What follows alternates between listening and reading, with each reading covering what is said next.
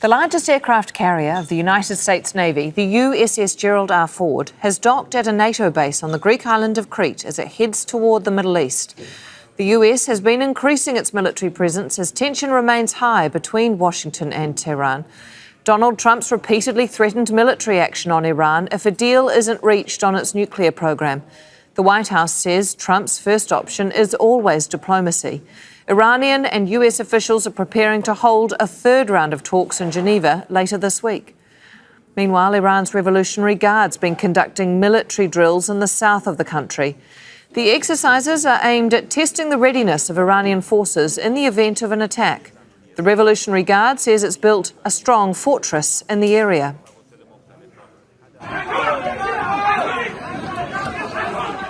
And anti-government protests have taken place in universities across Iran for a fifth day.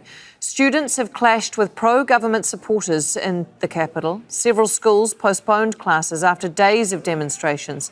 Students have been chanting anti-government slogans and commemorating classmates killed in recent nationwide protests. Those ended in a violent crackdown by security forces last month.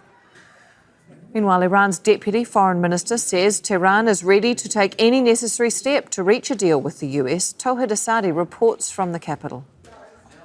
The latest development is the reports that are coming about the possibility of Ali Larijani, Iran's Secretary for the National Security Council, paying a visit, and now we have sources close to him saying that most probably he is paying a visit to Moscow, and that is critically important, at least from two perspectives. First, the role that he plays in this entire trajectory of diplomatic interaction between Iran and the United States, and previously he also paid a visit to Moscow, and that is indicative of the very fact that not just the government but the political establishment to which Ali Larijani is quite close is supporting this interaction when it comes to the ties between and the interactions between Iran and the United States. The public mood in Iran is a mixture of different sentiments, and I can say sort of oscillation between fear of the war in terms of the military build-up by the Americans in the region and hopes, rays of hope for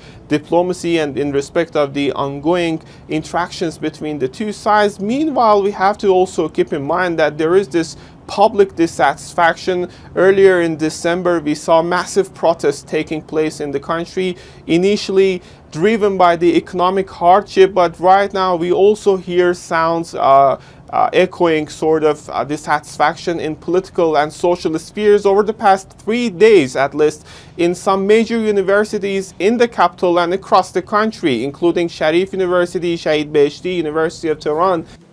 Don't miss out. Get the full picture. Subscribe to Al Jazeera for reliable news and expert insights. Like, share, stay ahead.